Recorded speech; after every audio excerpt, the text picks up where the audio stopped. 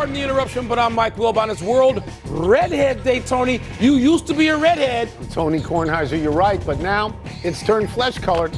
I have pictorial evidence, video evidence. I could go to the phone, get back to 1988 in Seoul, South Korea, when you still had the remnants of a red afro. Yeah, and I also, when I first grew the beard, it grew in red. It grew in yes. red, but not anymore. Welcome to PTI, boys and girls. In today's episode, the Spurs and Thunder are knotted up. Torch is getting it done, and Taylor Twellman joins us for 5 good minutes. But we begin today with the New York Knicks sweeping the Cleveland Cavaliers out of the playoffs with a resounding 130-93 victory in Cleveland yesterday. The Knicks have now won 11 playoff games in a row by a total of 262 points, and that is an NBA playoff record. Wilbon, what does this sweep say about the Knicks, and where does it leave the Cavs? Tony, it says that the Knicks, they're on a roll.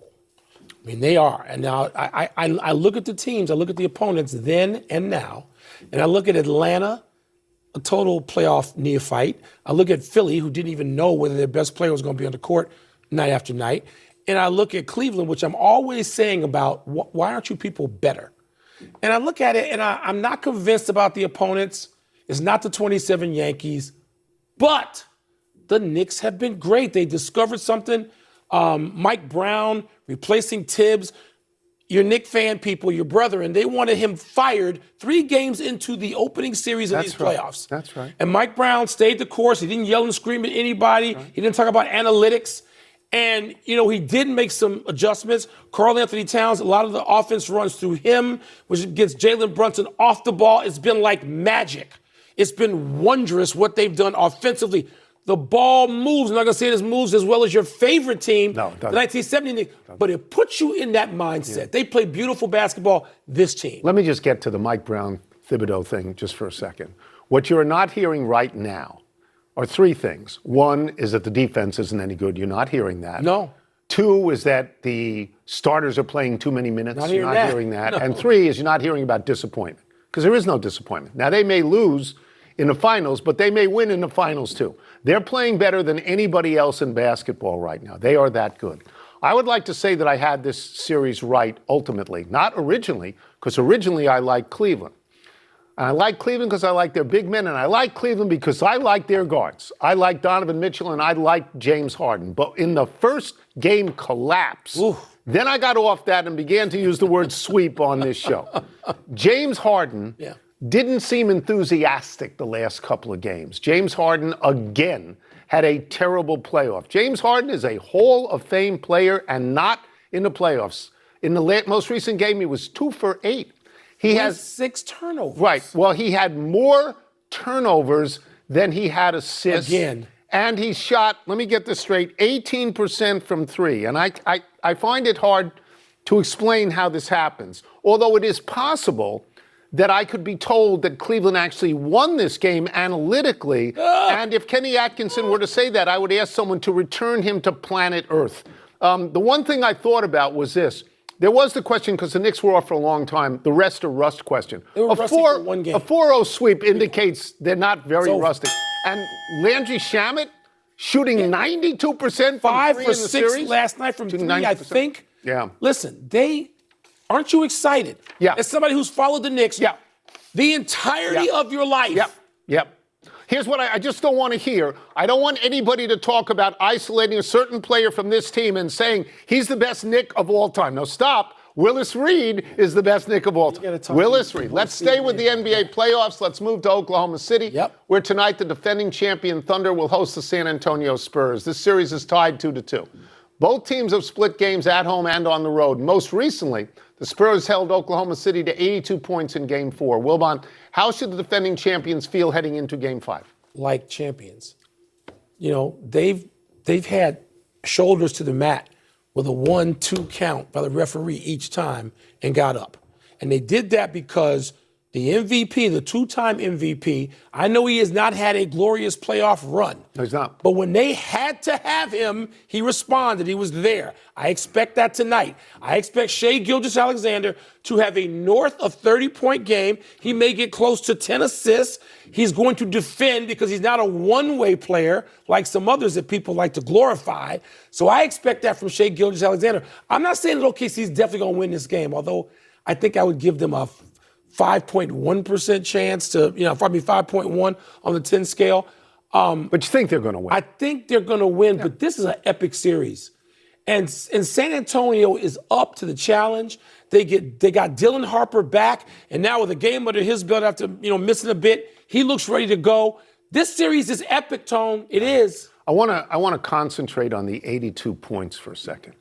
That's the lowest amount of points that Oklahoma City has scored in any game, playoff or regular season, since April of 2022. That's 4+ years. Yeah.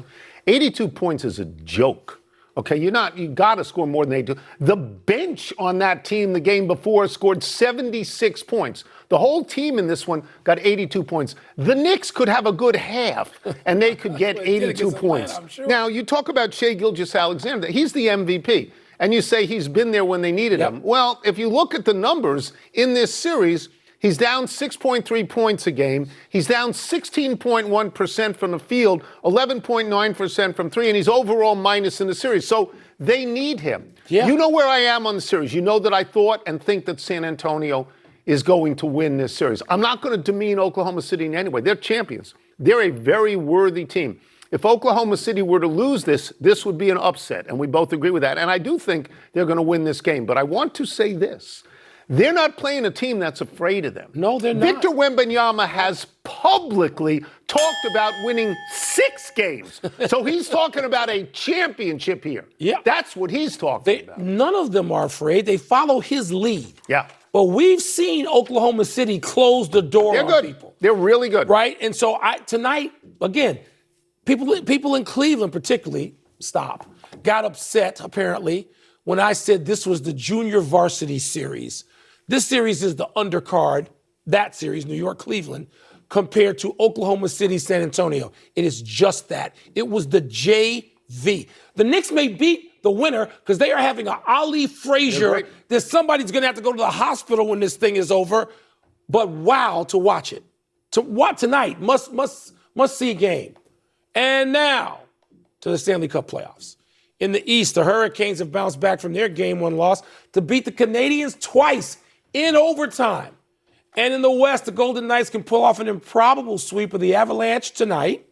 Tone, which series, in this case, is the headliner to you? The headliner to me is Vegas right now, what Vegas is doing. I think most people look at the NHL all season long and thought the teams in the West were the best teams. And Colorado was decisively the best team. Colorado won the President's Trophy, right? They were clear of Carolina, which was the next best team, by 8 points. Their goal differential was plus 99. The next best team, they were clear by 40 goals over Tampa Bay at that point. So they appeared to be a juggernaut as I checked my notes. They went through the first 2 rounds of the playoffs, 8-1, right? And now what are they facing? Now you look at this and say, how is this possible? Now they've had injuries. Cale McCarr missed 2 games. McKinnon is hurt. McKinnon's a big deal. Yeah, I understand. These are 2 of the 10 best players in all of hockey. But as I look at this, Colorado blew a 3-0 lead in the last game. They blew a 1-0 lead in the second game.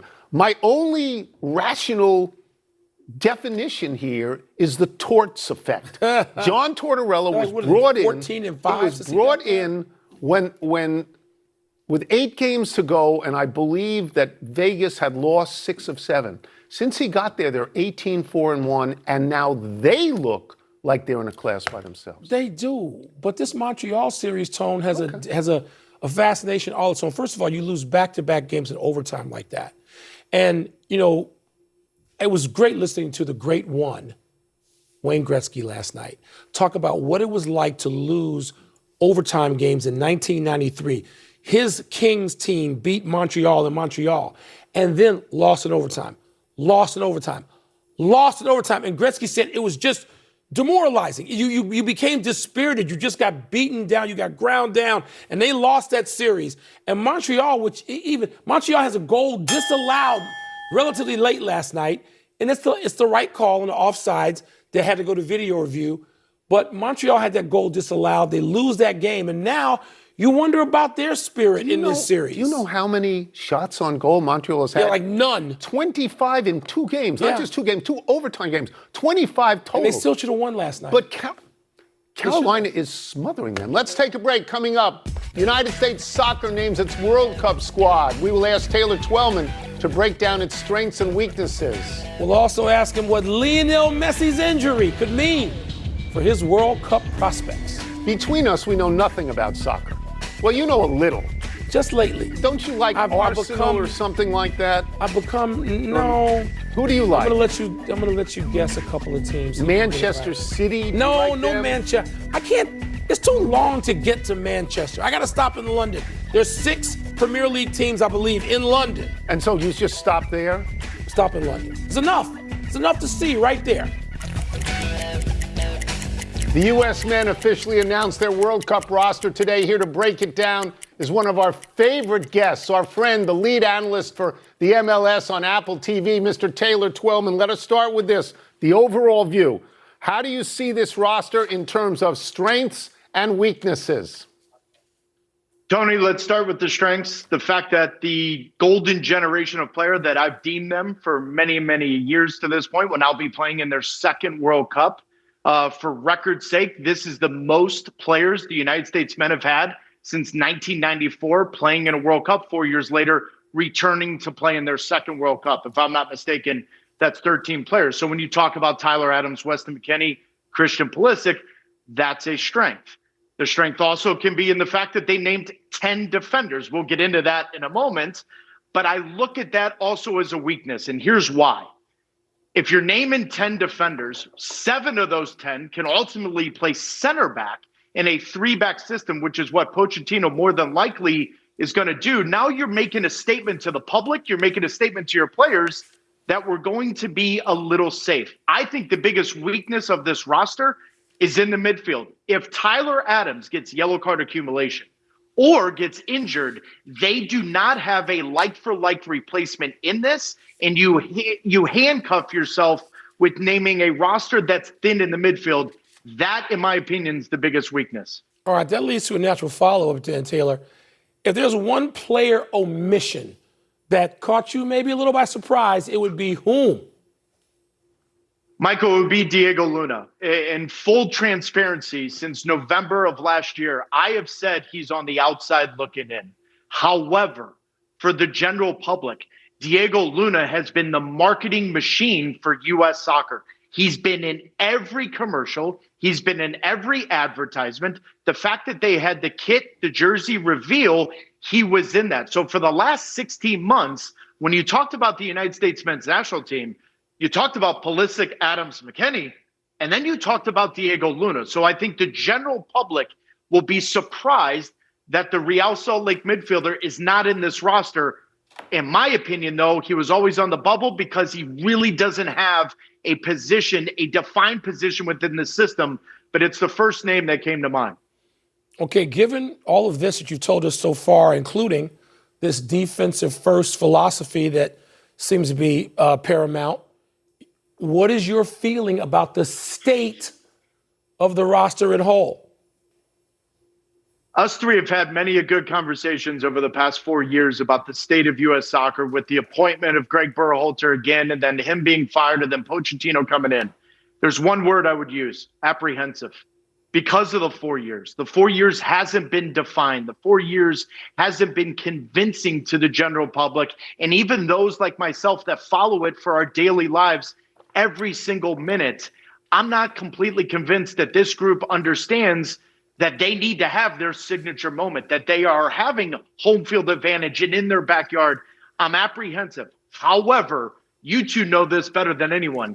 The last 4 years means absolutely nothing if they win their group and go all the way to the quarterfinal. None of us are going to be talking about the Reina versus Berhalter, the fact that they fell flat in Copa America, all of that. We will talk about none of that if they get to the quarterfinal. But if they fail to get out of their group, that is going to be talked about for years to come, because you could argue that U.S. soccer hasn't properly prepared for this World Cup, and that's why there's extra pressure on them. We will get you out of here on this, and we will go wider. We will begin with Lionel Messi. You have been within 3 feet of Lionel Messi every single day for the last 2 years. He's your boy. We understand that. He left Sunday's game with what's being called muscle fatigue in his left hamstring. He's the most famous soccer player in the world and probably, well, maybe still the best. What do you think this means for World Cup, this injury? Tony, 10 minutes after that game ended, I was in Miami when they beat Philadelphia 6-4. I immediately put it out in the social media avenues. I wasn't worried whatsoever. Before the 2022 World Cup, 18 days before, he had an ankle injury. We all know how that turned out. I'm not worried about Lionel Messi. And with Argentina in the biggest World Cup of having 48 teams, they can manage the 38-year-old's minutes. He will be completely fit. He'll be completely committed. And it's crazy to think that the reigning MLS MVP is now the reigning World Cup champion, kicking off in less than 3 weeks. This is a big moment for Messi and his legacy. We are so happy to have great. you in the first of your 10,000 appearances with us. We're so happy. Thanks, Taylor. Thank you, Taylor. Appreciate it. Michael, thanks for the jacket, buddy. Let's take one last break. Still to come, Wilbon's Cubs have lost 9 straight. What's up with that? You're hurting me. The Astros throw baseball's first no-hitter in almost 2 years, but should it even count? We love Taylor. He's Wilbon. great. He's Yes. great talking to you about this. Yes. He can break this down. I know nothing people, about soccer, and he when makes he's it done, irresistible. I feel like I know something. Makes it But irresistible. In fact, I know Aren't nothing. you ready to watch it now? Is it on now? No, aren't It's you in ready? like He's 2 getting months. you ready. Isn't it 2 months? 3 weeks. Happy time, people. Happy 27th birthday, Micah Parsons. The 3-time first-team All-Pro linebacker and former Rookie of the Year held out from the Cowboys last season and was traded from Dallas to the Packers. Parsons then signed a 4-year, $188 million contract with Green Bay, making him the highest-paid non-quarterback in the NFL. Parsons had 19 solo tackles and 12.5 sacks for the Packers before tearing his ACL in a Week 15 game against Denver. Parsons is expected to miss the first 3 or 4 games of the upcoming season. How he comes back may hold the key to who wins the NFL Central Division, which figures to be a dogfight among Green Bay, Detroit, and Chicago, because Parsons is that good. He's a menace. And I'm glad you called it the NFC Central, Sure. not the North. No. No, this North stuff. Parsons is that good. But I want to see him. So happy healing. Hope he gets better quickly. Happy anniversary, Robert Parrish. On this day 39 years ago, the Celtics center punched Detroit center Bill Laimbeer in the face. Boom, boom. With 23 seconds to go in the first half, and amazingly was not tossed from the game. No flagrant. That game became a nail-biter, with the Celtics trailing the Pistons by 1 point with just 5 seconds remaining. Larry Bird stole the inbounds pass from Isaiah Thomas and found a cutting Dennis Johnson for the winning basket as the Celtics won 108-107 in Game 5 of the Eastern Conference Finals. Johnny Moe's famous call was, "There's a steal by Bird underneath the DJ, and he lays it in." It's good. The Celtics Johnny won that Moses. series, but lost to the Lakers in the finals. The next 3 seasons, the bad boys would make the finals. When Laimbeer got punched to the ground by Parrish, one of the favorite moments of my life, because I find Laimbeer loathsome. So did apparently a lot of officials, because Jess Kersey, a great referee, looked at him and said, "Get up, Bill, get up." No flagrant, no review. Let me ask you a question. None of that. Would you want Laimbeer on your team? Of course. Yes, of course is the correct Found answer. him loathsome on the Happy Pistons. trails to yesterday's game for the Rangers. Texas got no hit by Houston as Astros pitchers Tatsuya Imai threw 6 Very hitless good. innings. Stephen Okert added 3 outs in the 7th, and then rookie Alim Bear Santa threw 2 hitless innings in his major league debut to seal the no-no. Santa is the first pitcher to take part in a no-hitter in his debut since Bumpus Jones Great name. went the distance all by himself in Great name. 1892. I was in high school. Of course, Bumpus, whose baseball card makes him look like a grumpus, then gave up 42 hits over the next 33 innings and was out of baseball by the age of 23. And other impressive pitching news, Brewers ace The Miz threw 57 pitches, clocked at 100 miles an hour or greater in Monday's 5-1 win over the I Cardinals. told you the Miz may match Skeens. He may be his equal, okay? And it's not a no-hitter if there's more than one pitcher involved. That's right. Can't get excited. It's something, but it's not right. quite a Can't get no-hitter. We would also like to acknowledge the passing of former Miami Dolphins defensive lineman, Manny Fernandez, who was 79. Fernandez was one of the stalwarts on the Miami Dolphins' no-name defense, along with others like Nick Bonacani, Vern Denherter, and Jake Scott. They were the backbone of Miami's undefeated season in 1972 and 2 Super Bowls. That defense was a precursor to other great defenses like the Steel Curtain and, of course, your 85 Bears. So sadly, there's more sadness. Bob Horner, a terrific third baseman, as you know, for the late 70s and the 80s Braves, has died at the age of 68. No errors today. We go to the big finish. Let's do Your it. Cubs, Mike. They've lost 9 straight. Break it down. I told you this. I told you I feared it was going to be 15 to 20. There's no pitchers. They got to get back, and how soon they can get back. It's almost June. We need them. Felix Rosenqvist won the Indy 500. Your analysis, please. I missed the race. Me too. I forgot it. It's something I look forward to every single year, and I missed it. Same here. Missed it. Princeton won the men's lacrosse title. Northwestern won the women's crown. Your thoughts? We handed North Carolina their only 2 defeats of the year. By 1 in Chapel Hill. They had the vengeance factor going too bad.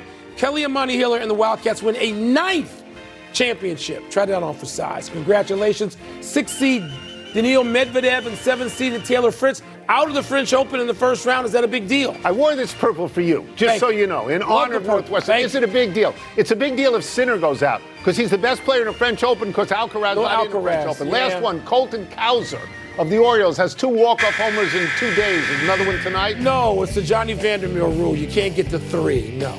We're out of time. We will try to do better the next time. I'm Tony Kornheimer. I'm Mike Wilbon. Same time tomorrow, knuckleheads. And now, here's SportsCenter. The lacrosse team is really good. We're great. It's really good. We're great.